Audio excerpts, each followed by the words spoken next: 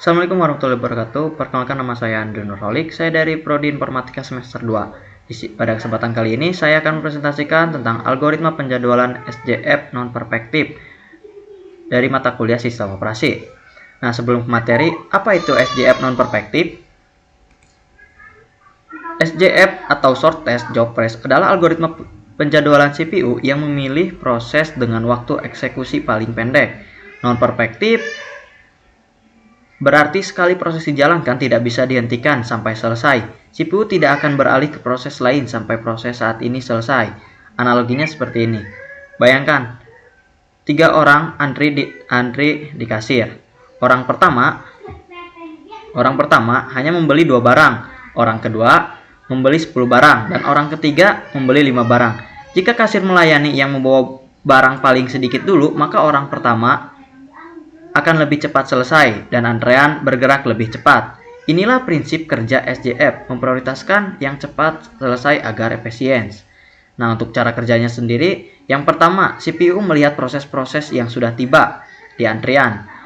Di antara proses yang tersedia, dipilih proses dengan bar stem terkecil.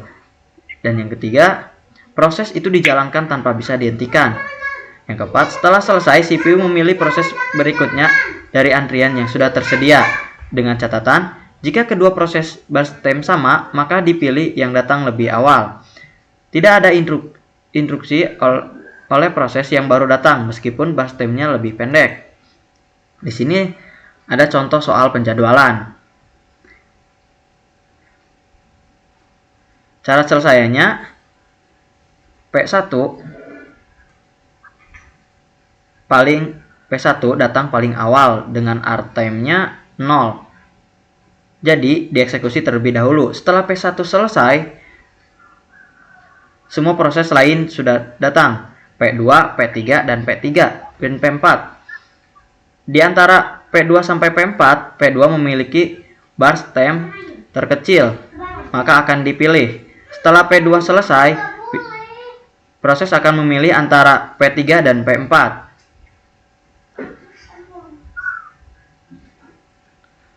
Nah, P3 memiliki bar stem 9 dan P4 memiliki bar stem 5. Maka P4 akan dipilih terlebih dahulu, terakhir baru dijalankan P3. Nah, setelah selesai, nah ini adalah urutan eksekusinya. P1 terlebih dahulu, P2 menyusul dengan kedua, dan P4 dijalankan ketiga, dan yang terakhir ada P3. Untuk kelebihan dan kekurangannya, kelebihan dari SJF non-perspektif, yang pertama sangat efisien untuk sistem batch, di mana semua proses diketahui di awal. Dapat mengurangi waktu tunggu rata-rata, terutama jika banyak proses pendek. Kekurangannya, starvation. Proses dengan waktu lama bisa terus tertunda jika proses pendek terus berdatangan. Tidak cocok untuk sistem real time atau interaktif, karena proses penting bisa tertunda. Membutuhkan informasi bar stem di awal yang tidak semua tersedia dalam kenyataan. Mengapa sih SJF non-perspektif efisiens?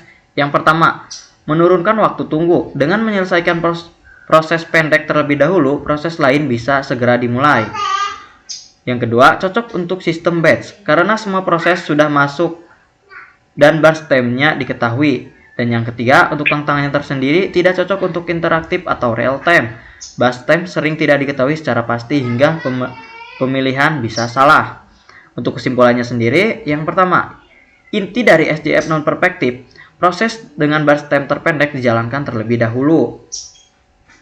Tidak dapat digunakan oleh proses lain selama eksekusi. Cocok digunakan untuk sistem batch processing yang bar stemnya diketahui sejak awal.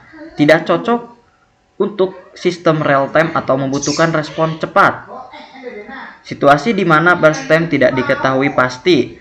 Nah, untuk efisiensinya dapat mengurangi rata-rata waktu tunggu. Nah, mungkin cukup sekian yang dapat saya sampaikan. Saya tutup. Wassalamualaikum warahmatullahi wabarakatuh.